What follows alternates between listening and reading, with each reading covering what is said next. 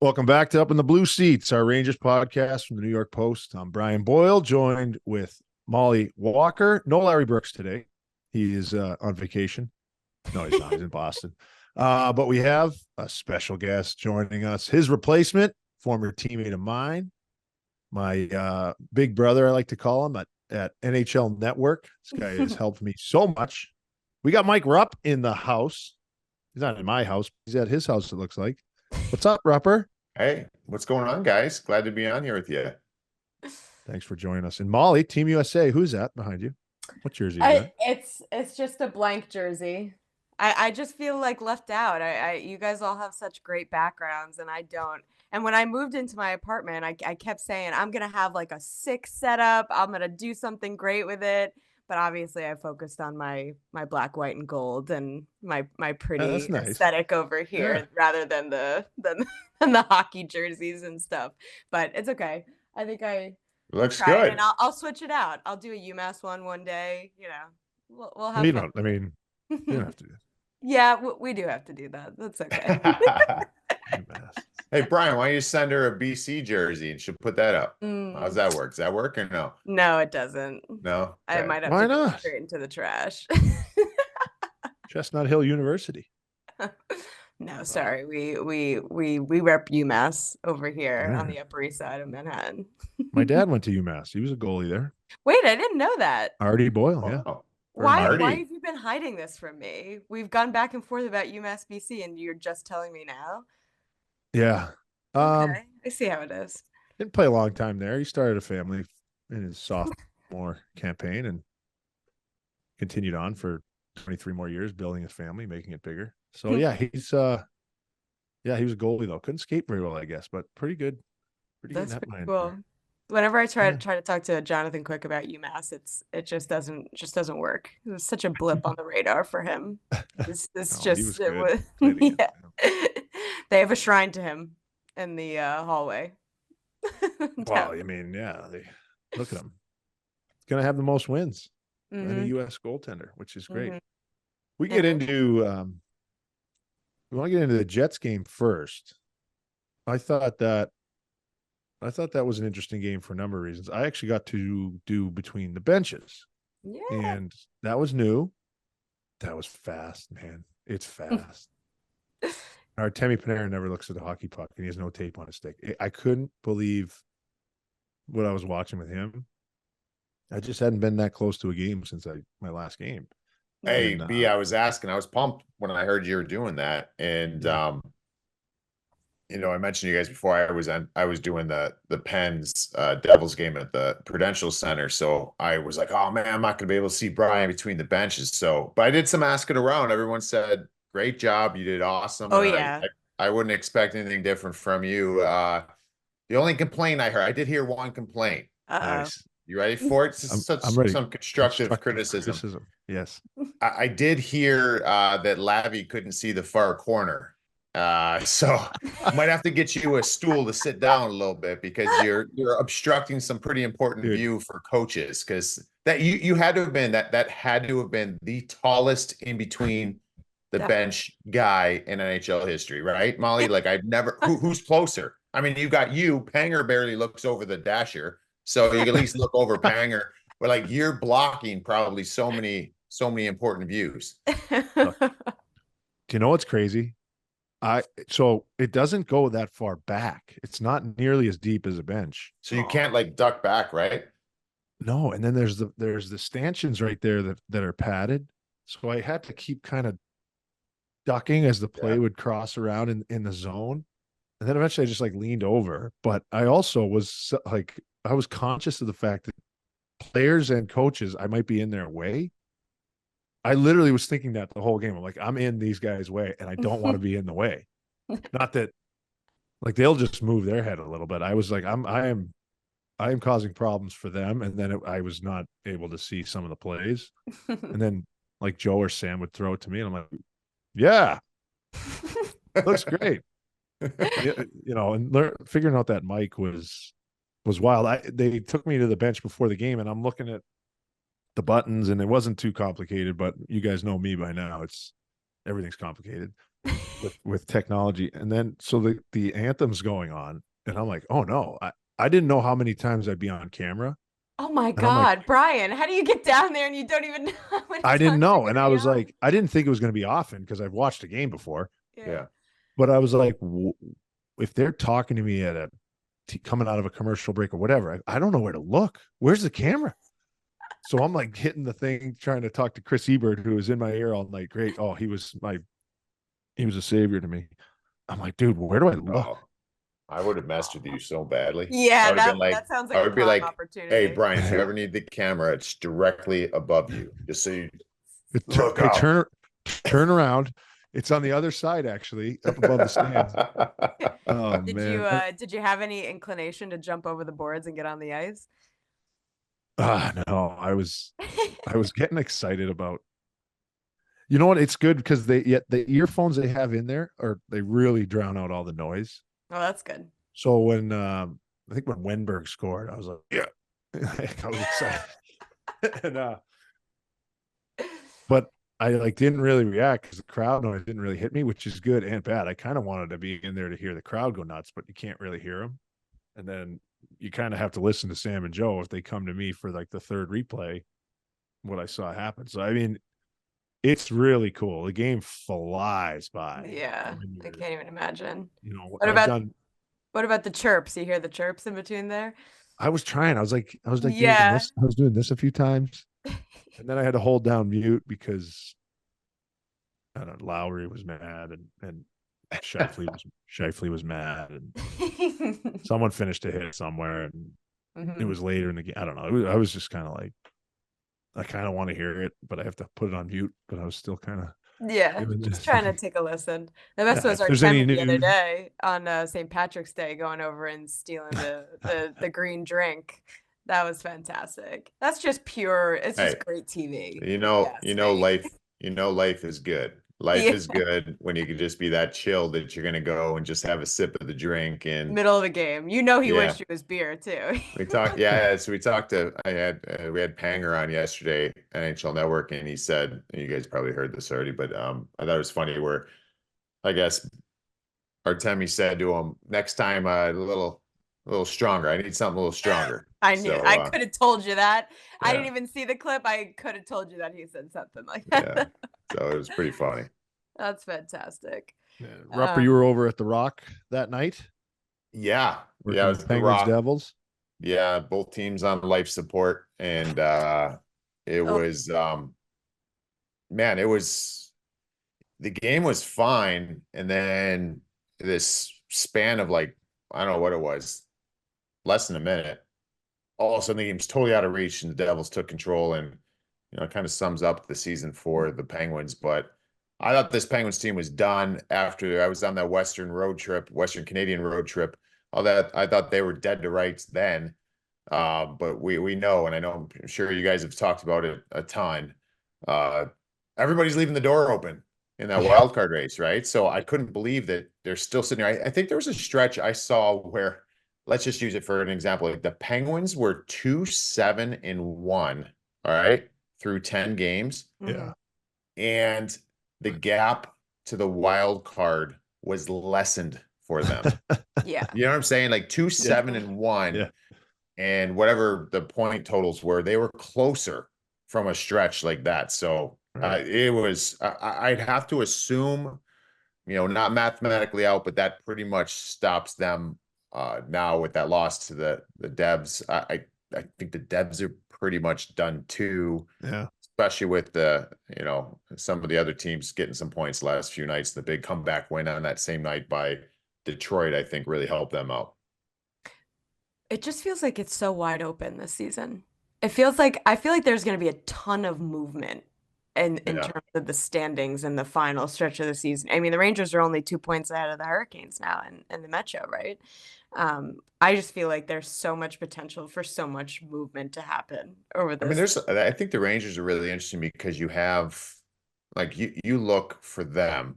They could be the number one in the conference, right? Yep. Or you can win the division, or you could be passed by Carolina, which listen, this is all for us to talk about, be as a player. Like you're not really like no No. team's ever sitting there and be like, well, if we lose the division, we'll have a Well, the better Islanders match. did that once. The Islanders did that once. The Islanders Wait, did wait, that wait. once. You know for a fact that they Yeah. were like, you know what? Let's just They lost a up this game back to a little play bit. Florida, I believe, 5 or 6 years ago. I'm gonna need someone to. I don't know what That's a Jake's doing bombshell. back there, but no, they did it. They wanted that matchup. They did it. They They did definitely it. did. No, but And if it's there's a place to tell it on, it's this podcast. Incriminating. It is. there's It a is. but I mean, I know that that's well out there. I mean, I would not want to play Tampa round one. And No. if you win this division of the Metro and don't win the conference, it's probably your matchup. Right. So I think for the Rangers, in the perfect world, as us fans are watching, you're like, hey, let's either, guns blazing down the stretch here, win this Yeah. whole, gosh darn thing. As far as in the regular season, win the President's Trophy, whatever.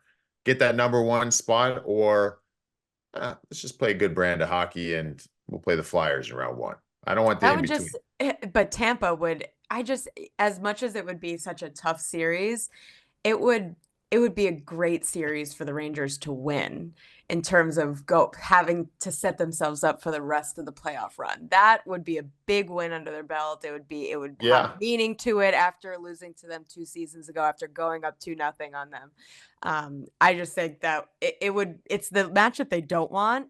But in terms of the storyline of it all, it would be, and I would love to go to Tampa for a few days, but So the truth comes out. The truth comes out now. That's what I'm rooting for. Yeah. But It could be seriously, anything. it would be a great storyline for them. But it is. I mean, there's enough time left where they could go, they don't do 1 through 8 in the conference anymore, but they could finish 1 through 4. Like Carolina could hop them. They go into Boston, tighten that gap up, and who knows what happens with Boston, right? I mean, Florida.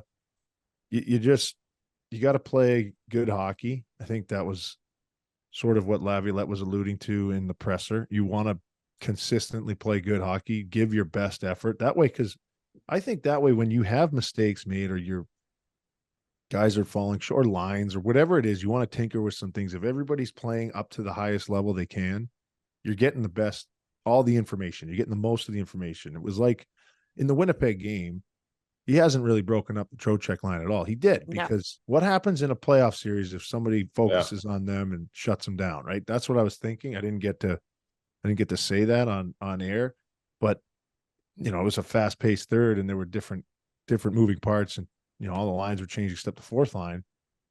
But that's what Laviolette's doing now. Who might have some chemistry? Where can we put some guys to have some reps? In a situation where we're down, if we're desperate, he's looking ahead at that point. The players just play, right? Mm-hmm. So that's why you got to play. You can't let any of that sort of thing convolute or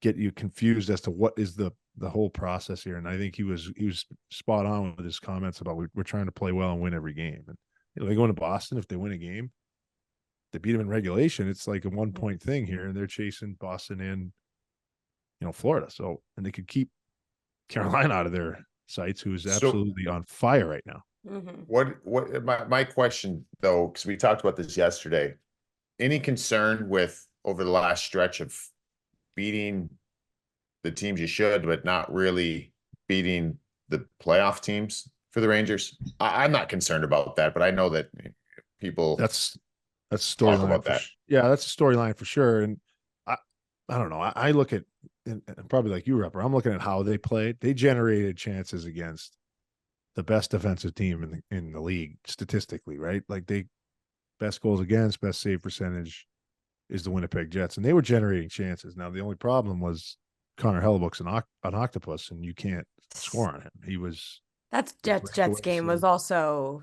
I just feel like it was a little bit difficult for the Rangers. It was their 6th game in 9 days, and yes, I know the schedule is the schedule and whatnot. No, that's real. That is so hard to do. But that's real, and if you look at who they had just played, the emotional toll that comes with playing the Islanders, comes with playing the Devils, and then you got this little Jets game wedged in there, Yeah. and they have also got Boston and Florida staring at them in the face at the end of the week.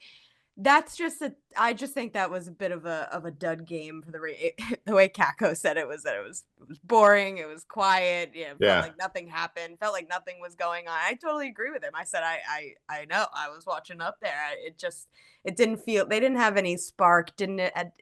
Because it's difficult to get up for every game, and that one I feel like just kind of got caught in translation, and that's kind of what happened there. And it wasn't that bad of a game for them, but the best was no disrespect to Winnipeg at all, but I went on a Winnipeg radio station before the game, and the first question that they asked me was, "Is this as big of a game in New York as it is over here in Winnipeg?" You're And like, no, I'm thinking in my head, no, it's not at all. it's not actually. But obviously don't want to be Look at Brian disrespectful. Boyle between the benches. This is not a big game. But I was like, yeah, I guess so. Every time it's a top team in another conference or in it's just another top team in the league, it's considered a big game, but it's not. The hype on the New York side was clearly not as much as it was on Winnipeg side. That was a big game for Winnipeg, and for the Rangers, it was the 6th game in 9 days, and the game kind of went accordingly. They started well. They came it was out the second fast. period. They had a bad second was period. slow. That's where they lost. You're missing Lindgren, you're missing Trouba. Yeah.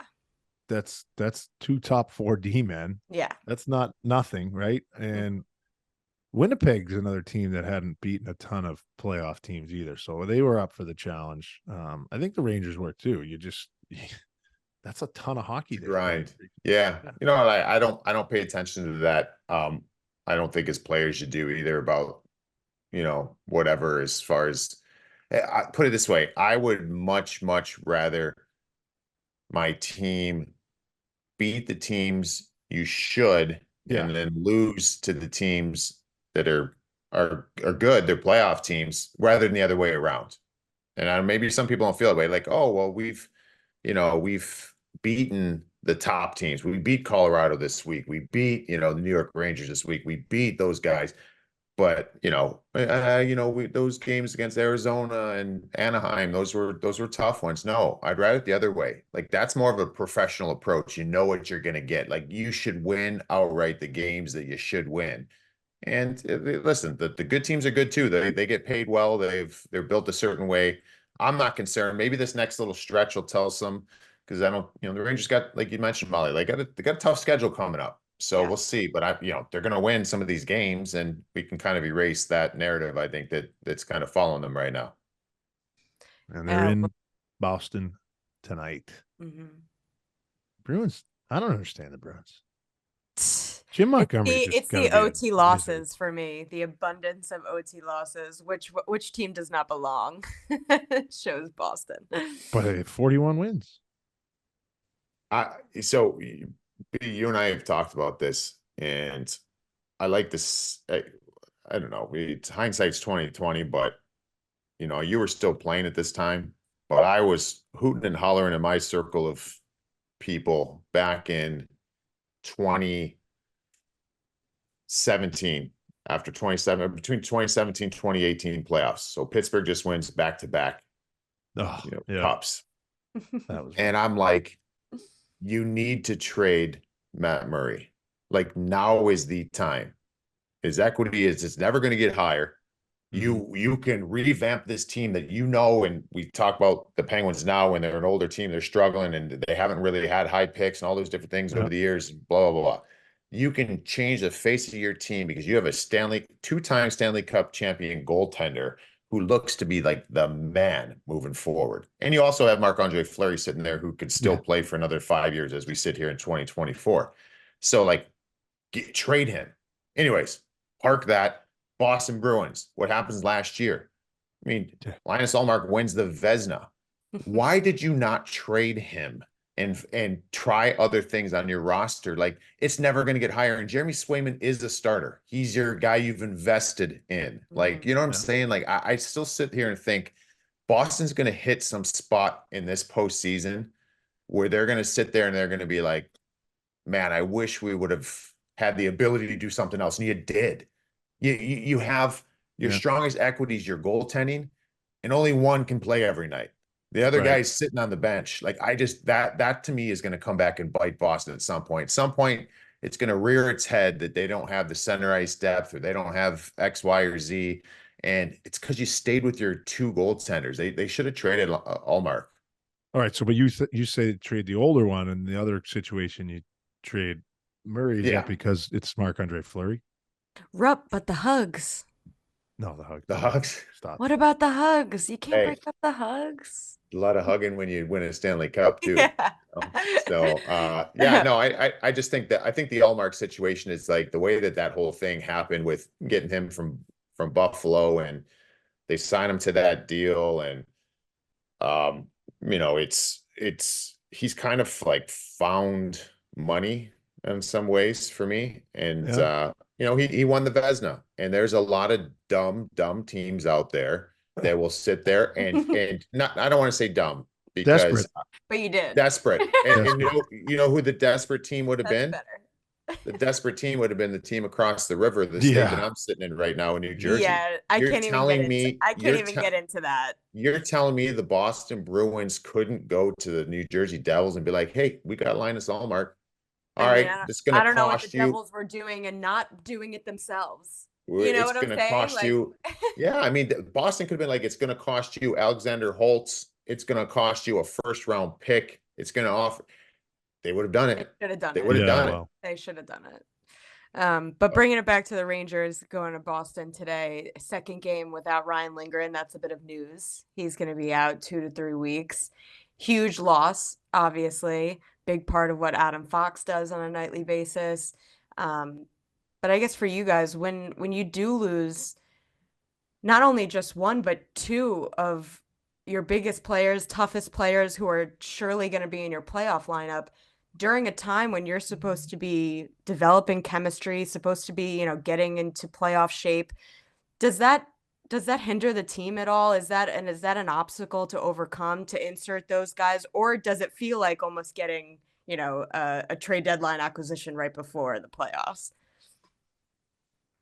Yeah, I mean, I don't know. I think that I think the bigger thing is just the connection. You want the pairs to be playing good for the Yeah. D, right? Like you want to have some um good feelings kind of rolling in the playoffs and there's still, time for that. It's more of like, your best defenseman, his partner's out. And how does that affect your best defenseman? And he's played before without Lindgren. I think he'll be fine, but I think that's more of it. But I also really like, I don't know, on the flip side, but I like prior to playoffs, maybe a little further back, not as close to playoffs, but I like having guys that are more depth guys getting more of a role before the playoffs because then all of a sudden they're feeling confident about their game, right? And they realize that they can be an option if need be. And Braden Snyder's one to me that I've loved his game since day one. I think at certain times this year, earlier on, maybe he wasn't playing as good as he can, but Which was man, I the mean, first time in his career that he yeah, kind of hit some speed bumps, which is yeah. pretty impressive for how I, long he's already I been in the love league. I've loved him from the get-go. Like Yeah. what he is tough as nails. He's Mhm. got, you see him stepping up and hitting. He's got skill. I think that this is a real uh he's gonna he's gonna evolve into a bigger role with this franchise and he's gonna be fun to watch. But anyways, but seeing him kind of, yeah, to your point, Molly, like start sticking his chest out a little bit, feeling good before the playoffs because you never know when you're gonna need to lean on him and injuries happen. So, I'm not overly concerned though. This is a veteran team on the back end that they'll deal with these guys being out, and I think they'll be fine. Yeah, Rudy's a good pickup.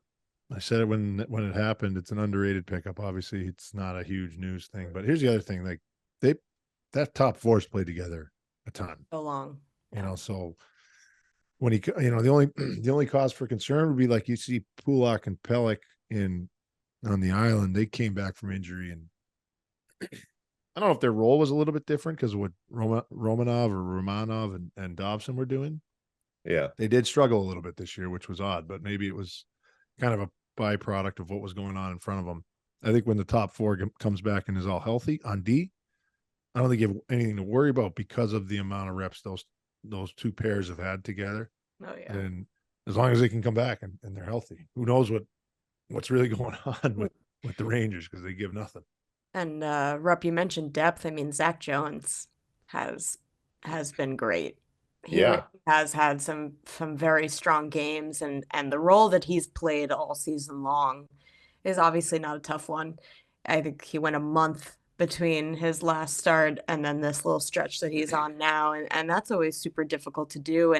And we talked about this last week a little bit, I think, but the fact that Laviolette showed him loyalty and stuck with him over Ruhwedel, despite, the fact that the Rangers obviously wanted to get a look at Ruhwedel at one point, but he put Zach Jones back in there, stuck with him, and Jones 100% rewarded him for his loyalty.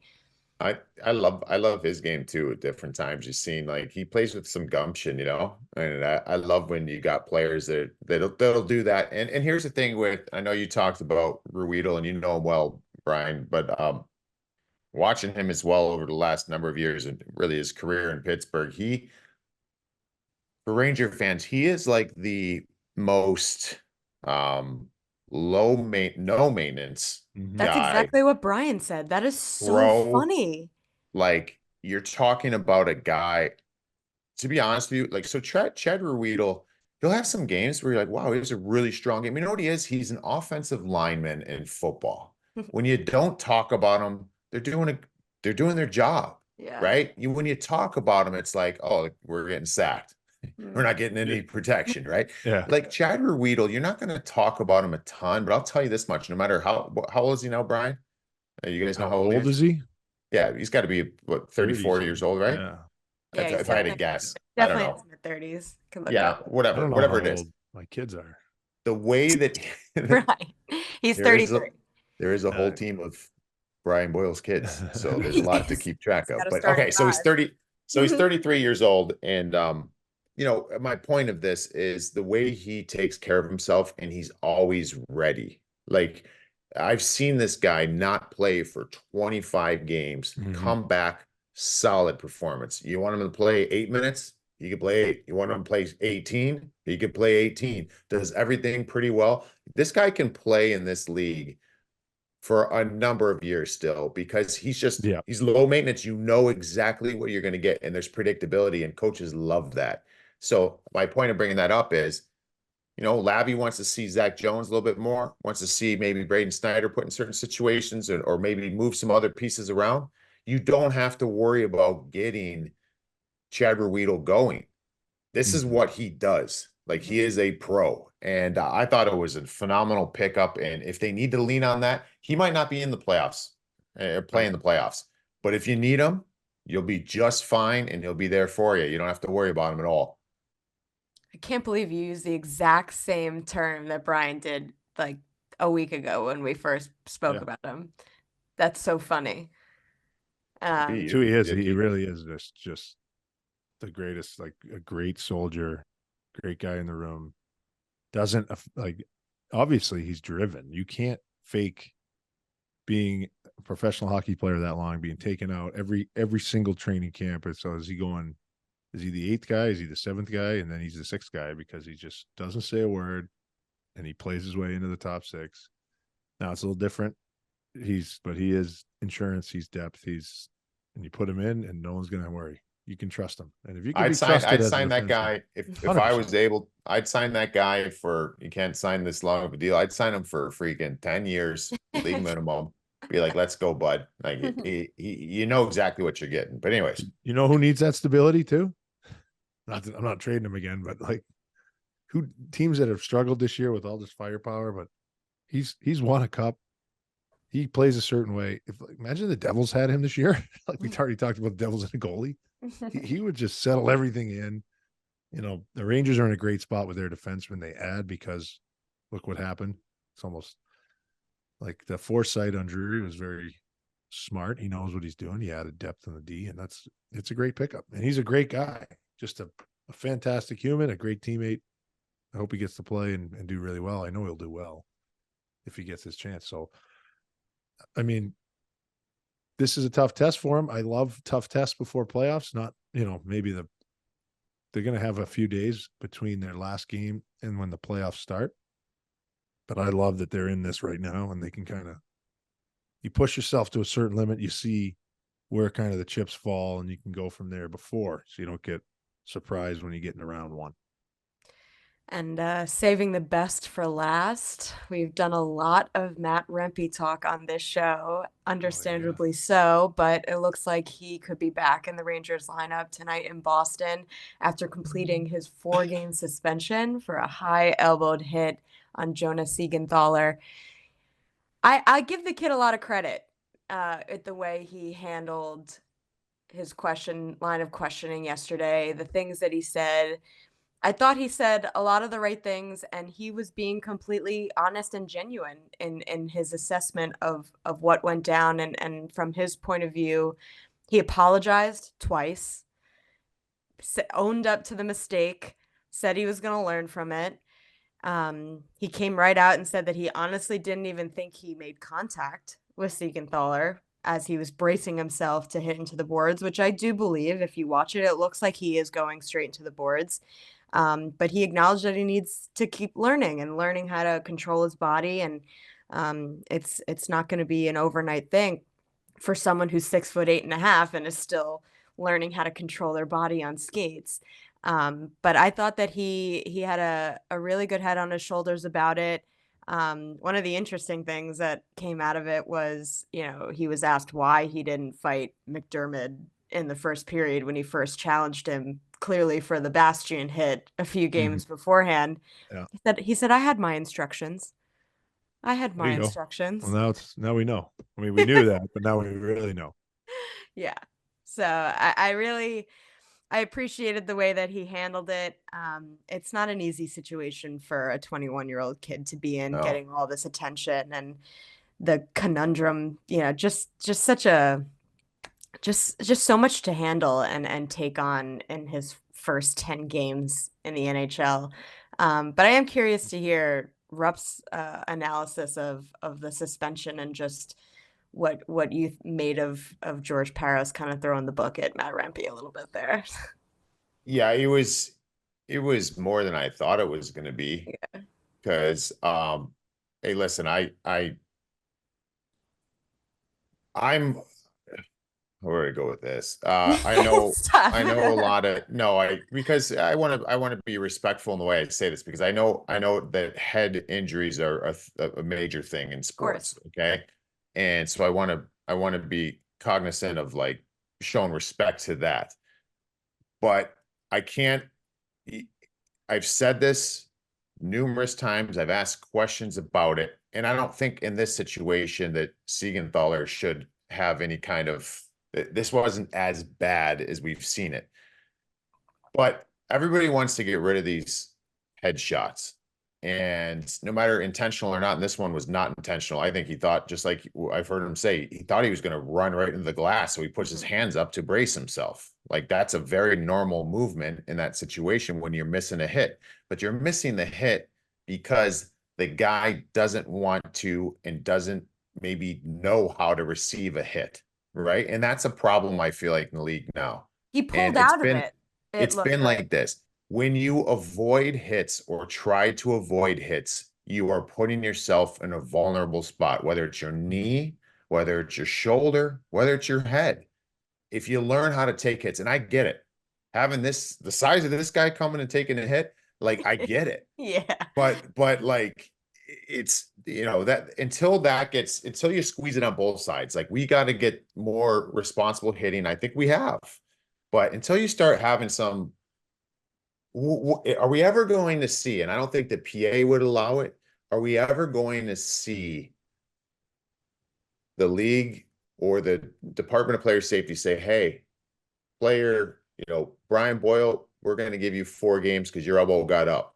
But, Mike Rupp, we're giving you 2 games because you put yourself in a terrible spot, or we're going to fine you.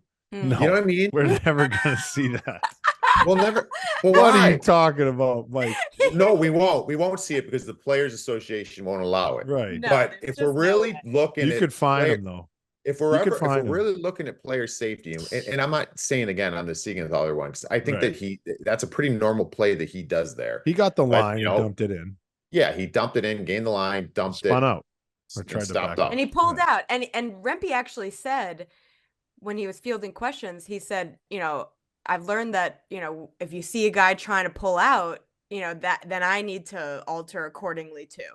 Which Yeah. it all happens so like I think people lose sight of how fast it's so this fast. happens. No. That And you expect this guy who's 6'8.5" to be able to yeah. rear over in that split second. It's just mathematically, scientifically, physically, it's not possible. I mean, don't we know this? And like we've seen like crash tests done in cars where like you could sit there and hammer your brakes on, you're gonna skid another 25 feet, right? It's like inertia, it's not baby. like like you can't just stop.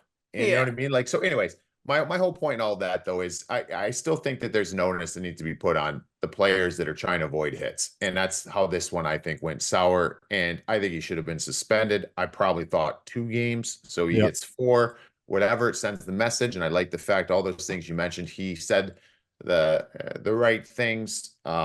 And I think that the team has come out and said that they're working with them. They don't want him to be suspended. That's a heavy first suspension, though. That is a heavy-handed for a first-time offender. First time, yeah. But he it's really also isn't. when you're taking He really isn't a first-time offender, though. If you think What do you about mean? it. when you're taking the league when you're taking the league by storm because of the physical play and the nature that we're in right now.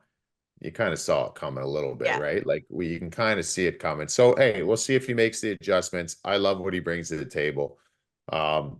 If I'm very intrigued because this is a deep team that got better at the deadline, added some depth, some more depth to the group. I think Lavi has a weapon, and I don't mean just from the physical side of it. He has a tool that nobody else has. Yeah. And if he can find a way, the kid, find a way to just be effective for checking, that's all where it's at. Energy, provide energy. You don't have to fight anymore. I don't care if he fights again the rest of the season. Actually, I probably don't want him to, that's all part of the allure too, right? You're going to be playing the Devils here.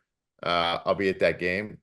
I already am going to that game because I want to see what's going to happen here. I mean, I think everybody's going to be tuning into that game. It's going to be. What is that? The 4th? They're going to scratch him. Is that the 4th? No way. Whatever it is. So, but here's the thing. Something like that. Early April. Here's the thing. I would assume at some point here, just from seeing the kid, I don't know him at all. He'll answer that bell. He's going to answer that bell. Do it on your own terms, man. You know what you do in this game? You go in that game. Curtis McDermott's going to be chasing you around the ice. Yep. Let's give the Rangers a couple power plays here and see where it goes. You know what I mean? Like, use this. You don't have to do anything. He's got everyone's attention. Now is the fun part. Yeah. Just pick and choose what you want to do, when you want to do it. There's no need to go out there and accept all comers. Like that's a dumb approach. And I think he's done a great job of not doing that. So, but anyways, that's going to be, I'm just down the stretch here. That's one thing. And I'll say this. I've loved this Rangers team for a number of years now. If I had one negative, this team over the number of years, at times gets sleepy.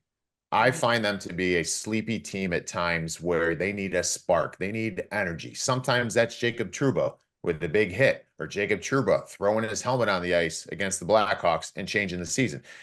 But it can't always be on the same guy. Yeah. And when you add another player like that, the fact that when the puck goes in deep and you see Big 73 skating and I hear the Garden roar, I hear it through my TV start to build. That's something no one else. Show me another team in the league that has a player that can bring everybody to their feet. Use it. Yeah. And if chaos too. He is chaos. Chaos. And if he can, my point is, I want to see him in the lineup every playoff game. And you're going to have this stretch of games now where I think it's really important for him to show that he can tailor this, not take penalties, play hard, be in your face. If he does, this is a huge weapon for the Rangers. If not, I think they'll be missing that if he's not playing in the playoffs. He's playing game 1, 2, 3 for sure. See how it goes after that. I think he's in. I want to clarify one thing because I think this is what Roper was saying. Are you talking about the person who's getting hit, the onus? Like when you're forechecking a defenseman and he spins and you still clip him and he goes face first into the glass? Yeah. Okay. They should get fined for that. Go get your stitches and you should get fined. Yeah. Because No, you know I'm coming. I'm not going to stop. But can you imagine one day, and I don't see it happening either. No Fine for being an idiot. You knew he was But coming. can you imagine? For putting yourself at risk. Well, and I'm not talking Siegenthaler either. I'm not saying Siegenthaler. No, not Siegenthaler. That's not the play that we're talking about. But how many plays you see a defenseman, he sees the guy coming to hit him, and he turns his back because you can't hit me like this. Yeah, the rules will protect me. And then your face hits the glass and you're on the ice. Oh, what, this guy should be. No, you're an idiot. You know what I mean? And until you, if you ever say to those guys, you're fined, or hey, you know what, that guy's getting suspended 3 games because it was an overly egregious hit, but you're getting fined, or sorry, you're getting suspended a game because you can't. That's not the game. You know what I mean? You got to take responsibility too. Never happen. If it does, I think you squeeze this and we get less of these types of plays. Well, you got to absorb a hit.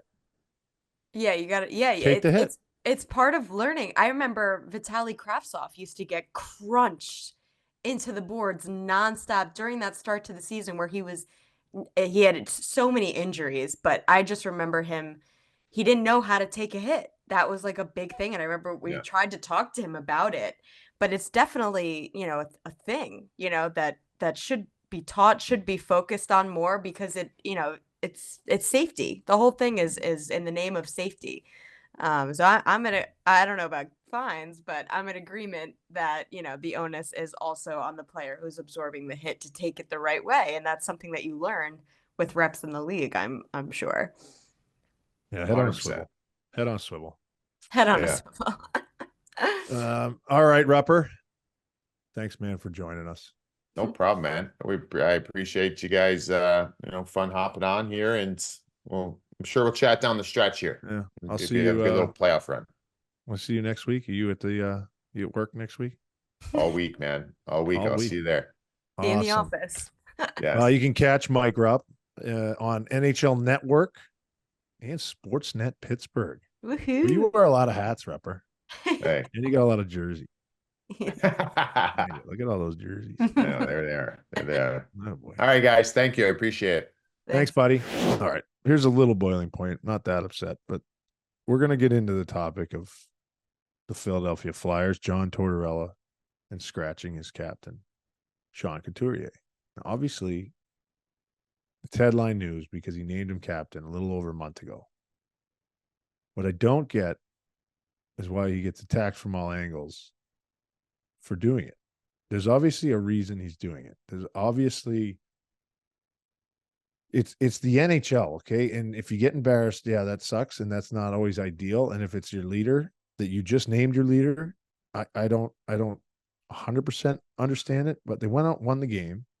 There's obviously a certain behavior that was going through the team that he didn't like, so he had to send a message. So people, if you think you can coach better than Torts, you're wrong. If you don't like the way he coaches, it doesn't matter. He's not your coach. I get that it's kind of polarizing and he's very staunch in his beliefs, but that's why he's had success.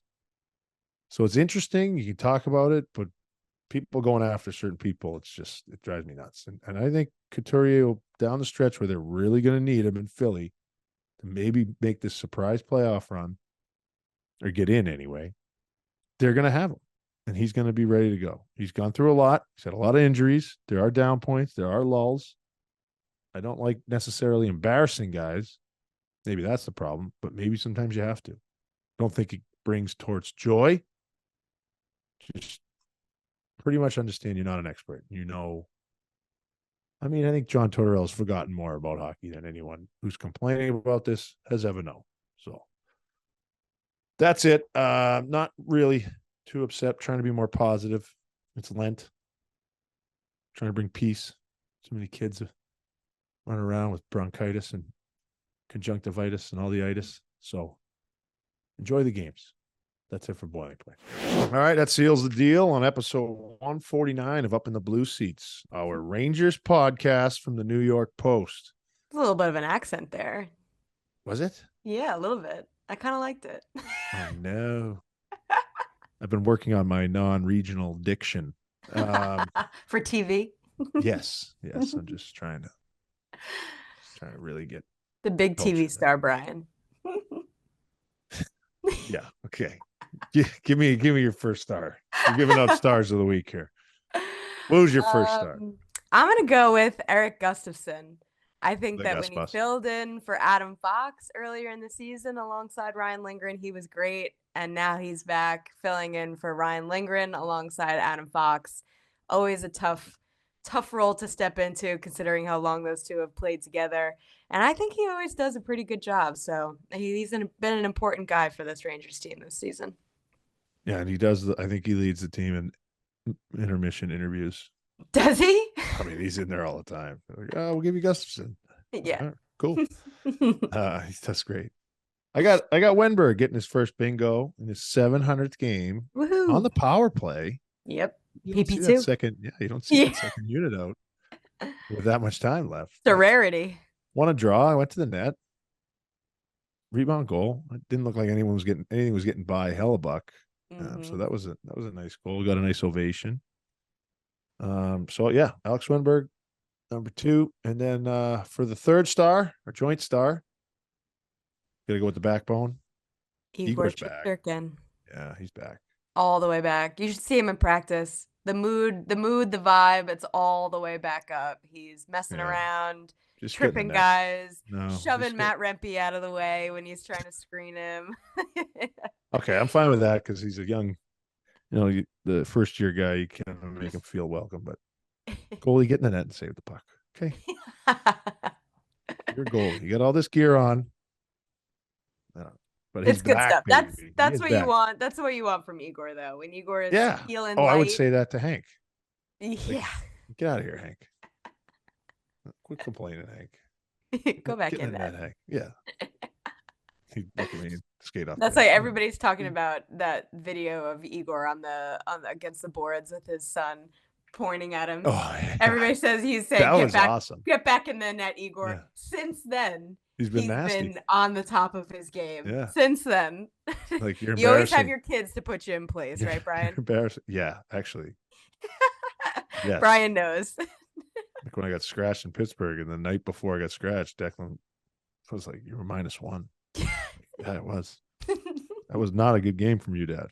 Like, no, it was not. And the next game, scratched. I called him at like 6:40. I was in the gym. Everyone was warming up. He's like, "What are you doing?" I'm like, "I'm not playing." They told me I'm not playing. He goes, "Oh, I knew that minus was going to hurt us, Dad." I was like, "Ah, okay, buddy, go do your homework." Go to bed. Yeah, all good. Well, that was a fun one. Thanks again to Rupper for joining us. Thank you for producing the show, Jake Brown. Jake Brown and I got to hang out on Tuesday night. That was fun. Finally got to meet in person. So appreciate all you do, Jake Brown, and you, Mollie. Thank you for all your help. Now we're gonna do this part. Subscribe to Up in the Blue Seats. This all right, part. It's on Apple Podcasts and Spotify or wherever you get your pods. Excuse me. Subscribe to the New York Post Sports YouTube and watch us there. Give us a thumbs up below and comment. How you feeling about the Rangers right now? Thanks for listening and watching, folks. We'll talk to you next week. Peace.